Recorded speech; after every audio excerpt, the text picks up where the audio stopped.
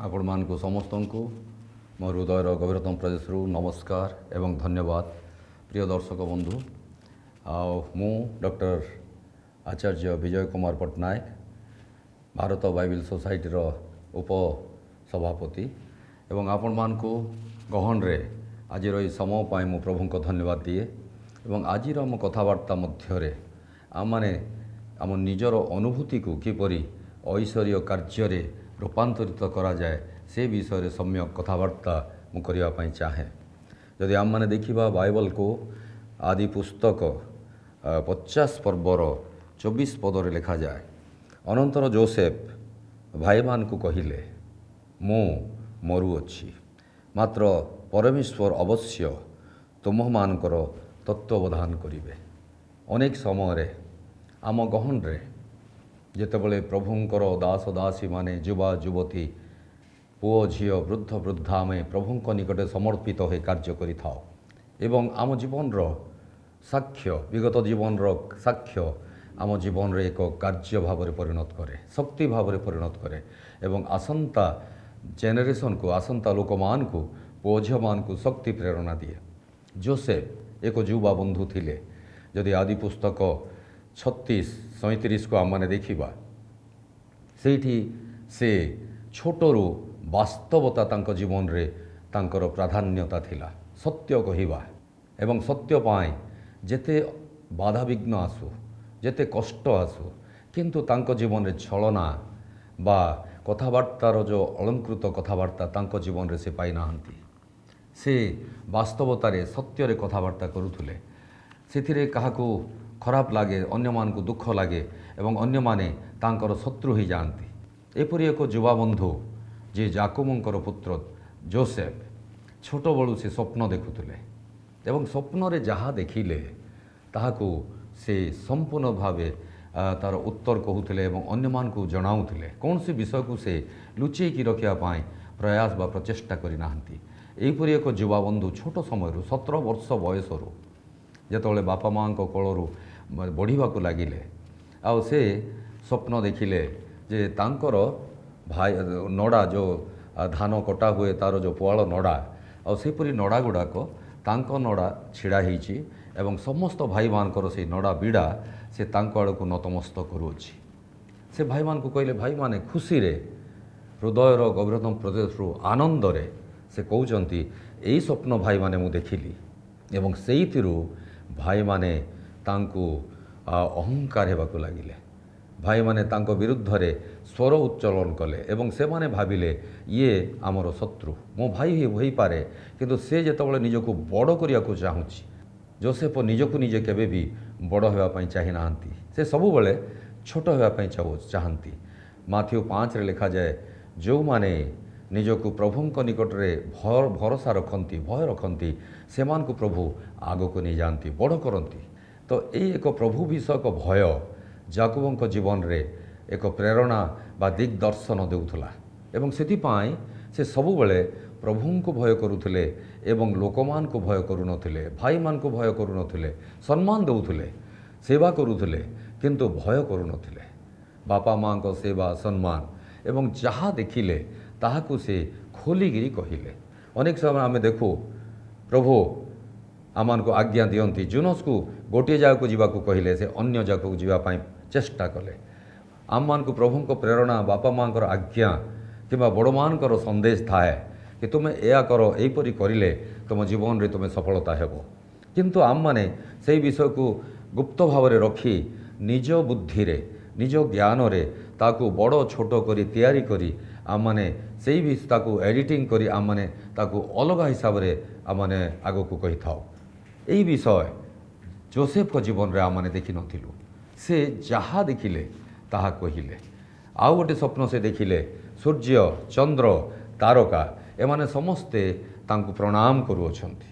ଆଉ ସୂର୍ଯ୍ୟ, ଚନ୍ଦ୍ର, ତାରକା ଅର୍ଥ ବାପା ମା ବଡ଼ମାନଙ୍କୁ ବୁଝାଏ ଏବଂ ଯାକୋବ ଯିଏ ତାଙ୍କ ବାପା ଯୋସେଫକୁ ଯିଏ ସ୍ନେହ କରୁଥିଲେ ସେ ମଧ୍ୟ ରାଗିଗଲେ ଏବଂ ସେ ମଧ୍ୟ କହିଲେ କି ଏଇଟା କ'ଣ କଥା, ତୁ ଏପରି କ'ଣ ହେଉଛୁ। କିନ୍ତୁ ଯୋସେଫ ଏପରି ହେଉନଥିଲେ। ତାଙ୍କୁ ଯାହା ପ୍ରଭୁଙ୍କର ପ୍ରତ୍ୟାଦେଶ ଆସୁଥିଲା ତାହାକୁ କେବଳ ସେ ପରିପ୍ରକାଶ କରୁଥିଲେ। ଏହିପରି ଯୋସେଫ ସତ୍ୟ କହିବା ଦ୍ୱାରା ତାଙ୍କୁ ଅନେକ କଷ୍ଟ ଦୁଃଖ ସମସ୍ୟା ଦେଇ ଯିବାକୁ ପଡ଼ିଲା। ଯେତେବେଳେ ବାପା କହିଲେ ଭାଇମାନଙ୍କ କ'ଣ ଭଲ ଅଛନ୍ତି ଖରାପ ଅଛନ୍ତି ଦେଖିକି ଆସ, ଏବଂ ସେ ଯେତେବେଳେ ବାପାଙ୍କ ସନ୍ଦେଶ ନେଇ ସେ ଦୂରକୁ ଯିବାକୁ ଲାଗିଲେ, ପ୍ରାନ୍ତରକୁ ଯିବାକୁ ଲାଗିଲେ, ଭାଇମାନଙ୍କୁ ଖୋଜିବାକୁ ଲାଗିଲେ, ଭାଇମାନେ ସେଇଠି ଦୂରରୁ ଦେଖି ତାଙ୍କୁ ହତ୍ୟା କରିବା ପାଇଁ ଯୋଜନା କଲେ ଏବଂ ଭାଇମାନଙ୍କ ମଧ୍ୟରେ କଥାବାର୍ତ୍ତା ହେଇ ହତ୍ୟା ନକରି ତାଙ୍କୁ ଗୋଟିଏ ଗର୍ତ୍ତ ମଧ୍ୟରେ ପକାଇ ଦିଆଗଲା।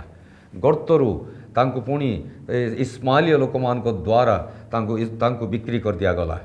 ଏହିପରି ଭାବରେ ତାଙ୍କ ଜୀବନର ଯାତ୍ରା ଇସ୍ମାଇଲୀୟ ଲୋକମାନଙ୍କ ମଧ୍ୟରେ ପହଞ୍ଚି ଇସ୍ମାଇଲ ଲୋକମାନଙ୍କ ଠାରୁ ପୋଟିଫର ଏକ ସେନାପତି ଇଜିପ୍ଟ ବା ମିଶରର ସେ ତାଙ୍କୁ କିଣିଲେ ଏବଂ ସେହି ଘରେ ସେ ବୃଦ୍ଧି ପାଇବାକୁ ଲାଗିଲେ। ଏକ ଜୀବନର ଯାତ୍ରା ସତ୍ୟ କହିବା ଦ୍ୱାରା ଜିଗ୍ ଜାଗ୍ ବଙ୍କା ଟଙ୍କା ଭାବରେ ପୋଟିଫରର ଘରେ ପହଞ୍ଚିଲେ। ଏହି ଅବସ୍ଥାରେ ସେ ବୃଦ୍ଧି ପାଇଲେ, କିନ୍ତୁ ସେହି ଗୃହରେ ମଧ୍ୟ ତାଙ୍କ ଉପରେ ପରୀକ୍ଷା ଆସିଲା। ସତ୍ୟ କହିବା ଦ୍ୱାରା ଭଲ ଜୀବନଯାପନ କରିବା ଦ୍ୱାରା ତାଙ୍କୁ ପରୀକ୍ଷା ଆସିଲା ଏବଂ ସେ ତାଙ୍କ ସ୍ତ୍ରୀ ତାଙ୍କ ଉପରେ ନଜର ରଖିଲେ ଏବଂ ତାଙ୍କୁ ସେ ଅଲଗା ଅଲଗା କାମ ଭଲ ନଜରରେ ରଖିଲେ ନାହିଁ। ଏହି ପରିପ୍ରେକ୍ଷୀରେ ସେ ତାଙ୍କ ସ୍ତ୍ରୀ ଠାରୁ ଦୂରକୁ ରହିଲେ ଏବଂ ଯାହାଦ୍ୱାରା ଯୋସେଫକୁ ଜେଲଖାନା ପର୍ଯ୍ୟନ୍ତ ଯିବାକୁ ପଡ଼ିଲା। ପ୍ରିୟ ବନ୍ଧୁଗଣ, ସତ୍ୟ ଏବଂ ବାଧ୍ୟତା ଆମ ଜୀବନରେ ଏକ ପ୍ରେରଣା ଏବଂ ସଫଳତା। ପରୀକ୍ଷା ଆସିବ, ସମସ୍ୟା ଆସିବ, ଦୁଃଖ ଆସିବ, ତାଡ଼ନା ଆସିବ ଏବଂ ପ୍ରତାରଣା ଆସିବ। ଲୋକମାନେ ଆମମାନଙ୍କୁ ଇତସ୍ତତ କରିବା ପାଇଁ ପ୍ରଚେଷ୍ଟା କରିବେ, ନିଜ ବନ୍ଧୁ, ନିଜ ଭାଇ, ନିଜ ପରିବାର, ନିଜ ପଡ଼ୋଶୀ, ନିଜ ଲୋକମାନେ। କିନ୍ତୁ ସେହି ଜାଗାରେ ଯୋସେଫ ବିଲକୁଲ ତାଙ୍କ ମନରେ ଇତସ୍ତତତା ବା ଦୁଃଖ ନଥିଲା, କଷ୍ଟ ନଥିଲା ଏବଂ ସେ ଚିନ୍ତା କରୁନଥିଲେ। ତାଙ୍କର ଏକ ଲକ୍ଷ୍ୟ ଥିଲା ପ୍ରଭୁ ବିଷୟକ ଭୟ, ମୋ ଜୀବନର ସଫଳତା। କେବଳ ମୁଁ ପ୍ରଭୁଙ୍କୁ ଭୟ କରିବି ଏବଂ ସେ ଯେଉଁ ଦିଗ୍ଦର୍ଶନ ଦେଉଅଛନ୍ତି ସେ ଦିଗ୍ଦର୍ଶନକୁ ମୁଁ କାର୍ଯ୍ୟରେ ସଫଳତାର ସହିତ ଯିବି। ପ୍ରିୟ ବନ୍ଧୁଗଣ, ସେହି ପୋଟିଫର ଗୃହରେ ସେ ଯେତେବେଳେ ଉପସ୍ଥିତ ହେଲେ, ତାଙ୍କ ଗୃହରେ ଅନେକ ଭଲ କାମ ହେବାକୁ ଲାଗିଲା, ସଫଳତା ହେବାକୁ ଲାଗିଲା। ତାଙ୍କ ଧନରତ୍ନ ବଢ଼ିଲା, ତାଙ୍କ ଘରେ ସୁସ୍ଥତା ହେଲା, ତାଙ୍କ ଘରେ ସମସ୍ୟା ଦୂର ହେଲା ଏବଂ ସେହି ଗୃହ ବଢ଼ିବାକୁ ଲାଗିଲା। ଐଶ୍ୱର୍ଯ୍ୟ ଲୋକମାନଙ୍କର ଉପସ୍ଥିତି ଆମ ଗୃହରେ ବୃଦ୍ଧି ଆଣେ, ଆମ ପରିବାରରେ ସମ୍ଭ୍ରାନ୍ତ ଆଣେ ଏବଂ ପ୍ରଶଂସା ଆଣେ, ଆଶୀର୍ବାଦରେ ପରିପୂର୍ଣ୍ଣ କରିଦିଏ ଏବଂ ସେମାନଙ୍କର ଉପସ୍ଥିତି, ସେମାନଙ୍କ ପାଦର ଧୂଳି ଆମ ଜୀବନରେ ଆଶୀର୍ବାଦ ଦେଇଦିଏ। ଏବଂ ଆମେ ଅନୁଭବ କରିଛୁ ଅନେକ ପ୍ରଭୁଙ୍କ ଦାସ ଯେଉଁମାନେ ଆମ ଗୃହରେ ପ୍ରବେଶ କରନ୍ତି, ପ୍ରାର୍ଥନା କରନ୍ତି, ଆମେ ଅନୁଭବ କରୁ ଆମ ଗୃହରେ ଏକ ପରିବର୍ତ୍ତନ ଆସିଛି ଏବଂ ସେହି ପରିବର୍ତ୍ତନ ପୋଟିଫର ଗୃହରେ ମଧ୍ୟ ଆସିଲା ଏବଂ ସେ ପୋଟିଫର ନିଜକୁ ଗର୍ବ ଅନୁଭବ କଲେ ଏବଂ ଯୋସେଫକୁ ସବୁ ଦାୟିତ୍ୱ ଦେଇଦେଲେ। ସବୁ ଦାୟିତ୍ୱ ଦେବା ଦ୍ୱାରା ପୁଣି ପରୀକ୍ଷା ଆସିଲା ଏବଂ ତାଙ୍କ ସ୍ତ୍ରୀଙ୍କ ଦ୍ୱାରା ସେ ଆକୃଷ୍ଟ ହେଲେ ଏବଂ ଜେଲଖାନା ପର୍ଯ୍ୟନ୍ତ ଯିବାକୁ ପଡ଼ିଲା। ଜେଲଖାନାରେ ମଧ୍ୟ ସେ ପ୍ରଭୁଙ୍କର ବଚସା କରିନାହାନ୍ତି, ସେ ପ୍ରାର୍ଥନା କରୁଥିଲେ ଏବଂ ସ୍ୱପ୍ନର ଅର୍ଥ ଦେଖୁଥିଲେ ଏବଂ ସେଇଠି ମଧ୍ୟ ସ୍ୱପ୍ନର ଅର୍ଥକୁ ସେ ପରିପ୍ରକାଶ କରି ମିଶର ଦେଶର ରାଜାଙ୍କ ପାଖରେ ମଧ୍ୟ ପହଞ୍ଚିଲେ। ରାଜାଙ୍କର ମଧ୍ୟ ସେ ସ୍ୱପ୍ନକୁ ସେ କଥାବାର୍ତ୍ତା କରି ତା'ର ତର୍ଜମା କଲେ ଏବଂ ସେଇଠୁ ଏକ ରାଜାଙ୍କର ପ୍ରଧାନମନ୍ତ୍ରୀ ଭାବରେ ସେ ଅବସ୍ଥାପିତ ହେଲେ।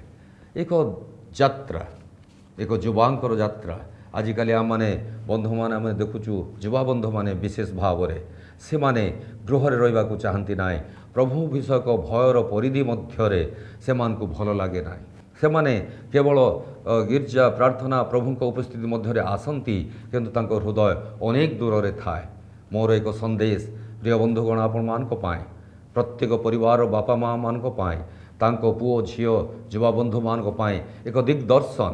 ଯୋସେଫର ଜୀବନ ଏକ ଐଶ୍ୱର୍ଯ୍ୟ ଏବଂ ସ୍ଥିରତା ଏବଂ ସତ୍ୟତାର ଜୀବନ ଏବଂ ଏ ସତ୍ୟତାର ଜୀବନ ହେତୁ ସେ ସଫଳତା ପାଇଅଛନ୍ତି, ସେ ଦିଗ୍ଦର୍ଶନ ପାଇଅଛନ୍ତି ଏବଂ ସବୁ ଜାଗାରେ ସେ ସଫଳ ହୋଇ ଆଗକୁ କ୍ଲାଇମ୍ବ କରିବାକୁ ଲାଗିଅଛନ୍ତି। ସେହି ସିଢ଼ିରେ ଚଢ଼ି ସେ ସଫଳତାର ପ୍ରତୀକ ଭାବରେ ଦଣ୍ଡାୟମାନ ହୋଇଅଛନ୍ତି। ଏହିପରି ଏକ ଯୋସେଫ ଆଜି ମିଶରର ପ୍ରଧାନମନ୍ତ୍ରୀ ହୋଇପାରିଅଛନ୍ତି। ମିଶରର ସମସ୍ତଙ୍କ ନିକଟରେ ସେ ଏକ ପ୍ରେରଣା ହୋଇପାରିଅଛନ୍ତି। ରାଜା ତାଙ୍କୁ କହୁଛନ୍ତି, ଆଉ ଯୋସେଫ, ଆଉ ଆମେ କ'ଣ କରିବୁ, ଆମମାନେ କେଉଁ କାମ କେମିତି କରିବୁ। କୌଣସି ବିଷୟ ଆରମ୍ଭ କରିବା ପୂର୍ବରୁ ଯୋସେଫଙ୍କର ତାଙ୍କର ଦିଗ୍ଦର୍ଶନ ନିଆଯାଉଅଛି। ଏକ ଛୋଟ ଗରିବ ଏବଂ ସରଳତାର ଜୀବନର ଏକ ଯୁବା କେବଳ ପ୍ରଭୁଙ୍କୁ ପ୍ରାଧାନ୍ୟତା ଦେବା ଦ୍ୱାରା ସେ ଏତେ ଦୂର ପର୍ଯ୍ୟନ୍ତ ଆଗକୁ ଗଲେ ଏବଂ ମିଶରର ରାଜାର ସମସ୍ତ ଅଧିକାରକୁ ପ୍ରାପ୍ତ ହୋଇ ସେହି ମିଶରକୁ ସେ ସଞ୍ଚାଳନ କରିବାକୁ ଲାଗିଲେ, ଚଳାଇବାକୁ ଲାଗିଲେ ଏବଂ ସେହି ଦେଶରେ ଆଶୀର୍ବାଦ ପରିପୂର୍ଣ୍ଣ ହେଲା। କେବଳ ସେହି ଦେଶରେ ନୁହେଁ, ତାଙ୍କ ଭାଇମାନଙ୍କ ପାଇଁ, ଯେଉଁ ଭାଇମାନେ ତାଙ୍କୁ ତାଡ଼ିତ କଲେ, ଯେଉଁ ଭାଇମାନେ ତାଙ୍କ ପ୍ରତି ଅହଙ୍କାର ହେଲେ, ସେହି ଭାଇମାନଙ୍କର ମଧ୍ୟ ଆଶୀର୍ବାଦର କାରଣ ହେଲେ। ସେଥିପାଇଁ ସେ ଆଦି ପୁସ୍ତକ 50ରେ କହୁଅଛନ୍ତି, ଭାଇମାନେ ମୁଁ ମୃତ୍ୟୁବରଣ କରୁଅଛି। ଯେଉଁ ଭାଇମାନେ ତାଙ୍କୁ ତାଡ଼ିତ କରିଥିଲେ, ଯେଉଁ ଭାଇମାନେ ତାଙ୍କୁ ଅହଙ୍କାର କହିଥିଲେ, ଯେଉଁ ଭାଇମାନେ ତାଙ୍କୁ ହତ୍ୟା କରିବା ପାଇଁ ଯୋଜନା କରିଥିଲେ, ଯେଉଁ ଭାଇମାନେ ତାଙ୍କୁ ବିକ୍ରି କରିଦେଲେ, ଯେଉଁ ଭାଇମାନଙ୍କ ଦ୍ୱାରା ସେ 44 ଗୃହ ଦେଇ ଜେଲଖାନାରେ ମଧ୍ୟ ଗଲେ, ସେହି ଭାଇମାନଙ୍କୁ ସେ କହୁଛନ୍ତି, ଭାଇମାନେ ଏକ କ୍ଷମାର ଗୁଣ, ଏକ ଲକ୍ଷ୍ୟର ଦିଗ୍ଦର୍ଶନ ଏବଂ ପ୍ରଭୁଙ୍କର ଆଜ୍ଞାକୁ ପାଳନ କରିବା ପାଇଁ ଯୋଜନାବଦ୍ଧ ଏହିପରି ଏକ ବ୍ୟକ୍ତିତ୍ୱ ହେଲେ ଯୋସେଫ। ସେ ଭାଇମାନଙ୍କୁ କହୁଛନ୍ତି, ପରମେଶ୍ୱର ଅବଶ୍ୟ ତୁମମାନଙ୍କର ତତ୍ତ୍ୱ ନେବେ। ତୁମମାନେ ବ୍ୟସ୍ତ ହୁଅ ନାହିଁ, ମିଶରରେ ତୁମେ ଏକଲା ରହିବ, ଏହାର ଅର୍ଥ ନୁହେଁ କି ତୁମକୁ ପ୍ରଭୁ ପରିତ୍ୟାଗ କରିବେ। ଅବଶ୍ୟ ନିଶ୍ଚିତ ଭାବରେ, ଇଂଲିଶରେ ଲେଖାଯାଏ surely god will visit you. ନିଶ୍ଚିତ ଭାବରେ ଐଶ୍ୱର୍ଯ୍ୟ ଉପସ୍ଥିତି ତୁମମାନଙ୍କ ଜୀବନରେ ପ୍ରାଚୁର୍ଯ୍ୟତାରେ ପରିପୂର୍ଣ୍ଣ କରିବ। ଯେଉଁ ଭାଇଙ୍କୁ ସେମାନେ ଅତ୍ୟାଚାର କରିଥିଲେ, ଯେଉଁ ଭାଇଙ୍କୁ ଅହଙ୍କାର ହେଇଥିଲେ, ତାଙ୍କ ବିରୁଦ୍ଧରେ ସ୍ୱର ଉଚ୍ଚାରଣ କରିଥିଲେ, ତାଙ୍କୁ ଗର୍ତ୍ତରେ ପକାଇଥିଲେ, ତାଙ୍କୁ ବିକ୍ରି କରିଥିଲେ, ସେହି ଭାଇ ଆଜି ନିଜ ବଡ଼ ଭାଇମାନଙ୍କୁ କହୁଛନ୍ତି, ଭାଇମାନେ ନିଶ୍ଚୟ ପ୍ରଭୁ ତୁମମାନଙ୍କ ତତ୍ତ୍ୱ ନେବେ, ତୁମମାନଙ୍କ ଦାୟିତ୍ୱ ନେବେ, ତୁମମାନଙ୍କୁ ସାହାଯ୍ୟ କରିବେ ଏବଂ ତୁମମାନଙ୍କ ଭବିଷ୍ୟତକୁ ଉଜ୍ଜଳ କରିବେ। ତୁମେ କେବେ ଭାବିବ ନାହିଁ ତୁମେ ଏ ମିଶରରେ ଏକାକୀ ଅଛ ଏବଂ ନିଶ୍ଚୟ ପ୍ରଭୁ ତୁମମାନଙ୍କ ତତ୍ତ୍ୱ ନେବେ। ପ୍ରିୟ ବନ୍ଧୁଗଣ, ଯୋସେଫଙ୍କର ଏହି କଥାବାର୍ତ୍ତା, ତାଙ୍କ ଛୋଟ 17 ବର୍ଷର ବୟସରୁ ଯାତ୍ରା ଏବଂ କିପରି ଭାବରେ ପ୍ରଭୁ ତାଙ୍କୁ ସାହାଯ୍ୟ କଲେ, ଏହି ଅନୁଭୂତିକୁ ସେ ଭାଇମାନଙ୍କୁ ସାକ୍ଷ୍ୟ ଦେଉଛନ୍ତି କି ଏଇଠି କୌଣସି ସନ୍ଦେହ ନାହିଁ, ପ୍ରଭୁ ତୁମମାନଙ୍କ ତତ୍ତ୍ୱ ନେବେ। ତୁମମାନେ କ୍ରନ୍ଦନ କର ନାହିଁ, ତୁମମାନେ ଭରସାହୀନ ହୁଅ ନାହିଁ, ପ୍ରଭୁଙ୍କ ଉପରେ ନିର୍ଭର କର, ପ୍ରଭୁ ତୁମମାନଙ୍କ ତତ୍ତ୍ୱ ନେବେ। ମୋ ନିଜର ଏକ ଛୋଟ ଅନୁଭୂତିକୁ ନିଶ୍ଚୟ ଯୋଡ଼ିବା ପାଇଁ ଚାହେଁ। ଆଉ ମୁଁ ଯେତେବେଳେ ସେଇ ଟ୍ୟୁସନ୍ ଜଣଙ୍କ ଘରେ ପାଇଲି ପ୍ରଭୁଙ୍କ ଦୟା ଦ୍ୱାରା ଏବଂ ସେଇ ଘରେ ଯେତେବେଳେ ଟ୍ୟୁସନ୍ କଲି, ସେଇ ଘରେ ଗୋଟିଏ ଝିଅ ଆବନର୍ମାଲ୍ ଅଛି, ତାଙ୍କ ସ୍ତ୍ରୀ ହାର୍ଟ ଆଟାକ୍ରେ ଅଛନ୍ତି, ଅନେକ କଷ୍ଟ, ତାଙ୍କ ଘରେ ଗୋଟେ ହାଇକୋର୍ଟର କେସ୍, ଜମିର ଗୋଟେ ମକଦ୍ଦମା, ଆଉ ବହୁତ ପରିଶାନ ହଇରାଣରେ ଅଛନ୍ତି। ଏବଂ ମୁଁ ସେଇ ଗୃହରେ ଟ୍ୟୁସନ୍ କରିବାକୁ ଯାଏ। 6 ମାସ ମଧ୍ୟରେ ସେଇ ଝିଅ ପ୍ରାୟ ମୋଠୁ ବୟସରେ ବଡ଼, କିନ୍ତୁ ତା'ର ମ୍ୟାଟ୍ରିକ୍ ପରୀକ୍ଷା ମୁଁ ତାକୁ ଶିକ୍ଷା ଗାଇଡ଼ କଲି ଏବଂ ସେ ଭଲ ଭାବରେ ଉତ୍ତୀର୍ଣ୍ଣତାରେ ଲାଭ କଲା। ଏବଂ ସେହି ଗୃହରେ ତାଙ୍କର ସ୍ତ୍ରୀ ଯେଉଁ ମେଣ୍ଟାଲି ମଧ୍ୟ ସେ ମାନସିକ ଭାବରେ ମଧ୍ୟ ଠିକ୍ ନଥିଲେ ଏବଂ ତାଙ୍କର ହାର୍ଟ ଆଟାକ୍ ହେଇ ସେ ବଡ଼ ସମସ୍ୟାରେ ଥିଲେ। ସେମାନେ ଅନୁଭବ କଲେ ତାଙ୍କୁ ସତେ ଯେପରି ଠିକ୍ଠାକ୍ ଲାଗୁଛି ଏବଂ ତାଙ୍କର କୋର୍ଟ କେସ୍ ମଧ୍ୟ ସେମାନେ ସଫଳତାର ସହିତ ଜିଣିଗଲେ ଏବଂ ସେଇଥିପାଇଁ ଅନେକ ଟଙ୍କା ତାଙ୍କୁ ମିଳିଲା। ଏବଂ ସେଇ ଗୃହର ରକ୍ଷକ ବା ସେଇ ଗୃହର କର୍ତ୍ତା ମୋତେ କୁଣ୍ଢେଇ ପକାଇଲେ, କହିଲେ, ଭାଇ ତୁମେ କିଏ? ମୁଁ କହିଲି, ମୁଁ କେହି ନୁହେଁ, କେବଳ ମୁଁ ପ୍ରଭୁଙ୍କ ଉପରେ ବିଶ୍ୱାସ କରେ ଏବଂ ମୋ ନିଜ କର୍ତ୍ତବ୍ୟକୁ ମୁଁ କରିବା ପାଇଁ ପ୍ରଚେଷ୍ଟା କରେ, ମୁଁ କାହା ଉପରେ ନିର୍ଭର କରିବା ପାଇଁ ଚାହେଁ ନାହିଁ। ଏବଂ ସେ କହିଲେ, ତୁମେ ଯେଉଁ ପାଠ ପଢ଼ିବା ପାଇଁ ଏତେ କଷ୍ଟ କରୁଛ, ମୁଁ ତୁମର ସପୋର୍ଟ କରିବି। ଏବଂ ସେ ମୋତେ ସପୋର୍ଟ କଲେ। ଆଉ ମୁଁ ଜବାହରଲାଲ ନେହେରୁ ୟୁନିଭର୍ସିଟି ପର୍ଯ୍ୟନ୍ତ ମୋର ପାଠପଢ଼ାର ସବୁ ତତ୍ତ୍ୱ ନେଲେ, ବଡ଼ ବଡ଼ ହୋଷ୍ଟେଲରେ ରଖିଲେ ଏବଂ ସବୁ ଜାଗାରେ ମୁଁ ଯେଉଁଠି ଖାତା କିଣିବା ପାଇଁ ପଇସା ନଥିଲା, ପାଠ ବହି କିଣିବା ପାଇଁ ପଇସା ନଥିଲା, ମନ ଥିଲା ପାଠ ପଢ଼ିବା ପାଇଁ, କିନ୍ତୁ କୌଣସି ବିଷୟର ସୁବିଧା ନଥିଲା, ସବୁ ବିଷୟକୁ ସେ ଆଣି ମୋତେ ଦେଇଦେଲେ। ତୁମେ ମୋର ପୁଅ ପରି ମୁଁ ତୁମକୁ ମାନୁଛି, ତୁମର ଯାହା ଦରକାର ମୁଁ ଦେବି।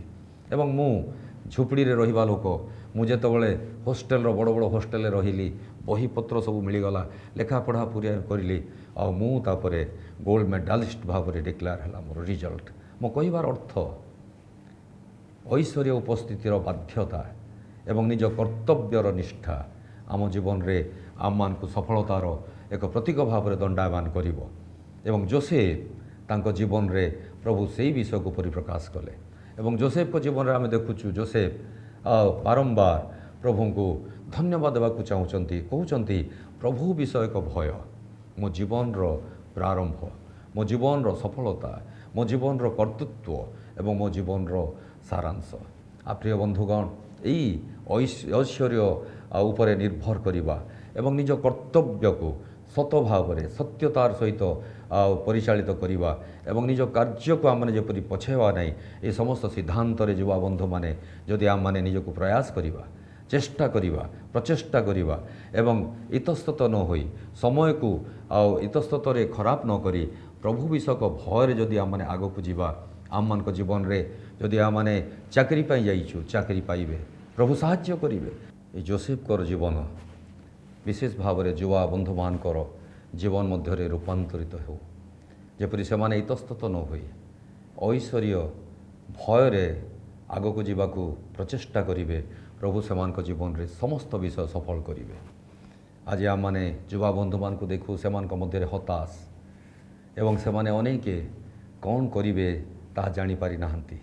କି କର୍ତ୍ତବ୍ୟ ବିମୂଢ଼ ଭାବରେ ସେମାନେ ନିଜ ଜୀବନକୁ କେଉଁଆଡ଼େ ନେବେ, କିପରି ଚାଲିବେ, କ'ଣ କରିବେ, ଏହି ବିଷୟରେ ସେମାନେ ଏକ ସିଦ୍ଧାନ୍ତରେ ଉପନୀତ ହୋଇପାରି ନାହାନ୍ତି।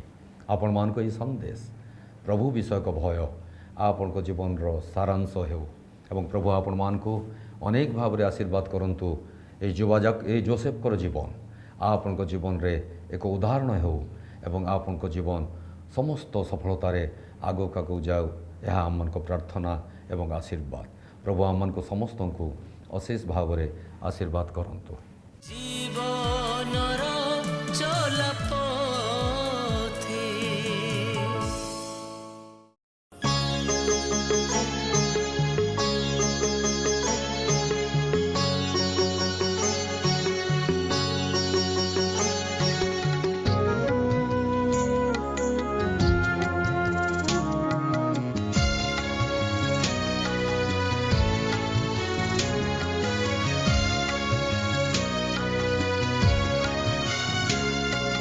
ଜୀବନର ପଥ ପରେ ଅନ୍ଧକାର ଜଗତରେ, ଜୀବନର ପଥ ପରେ ଅନ୍ଧକାର ଜଗତରେ ଝୁଣ୍ଟି ପଡ଼ୁ ତୁ ଚାଲୁ ଚାଲୁ, ଝୁଣ୍ଟି ପଡ଼ୁ ତୁ ଚାଲୁ ଚାଲୁ, କିଏ ଧରେ ହାତ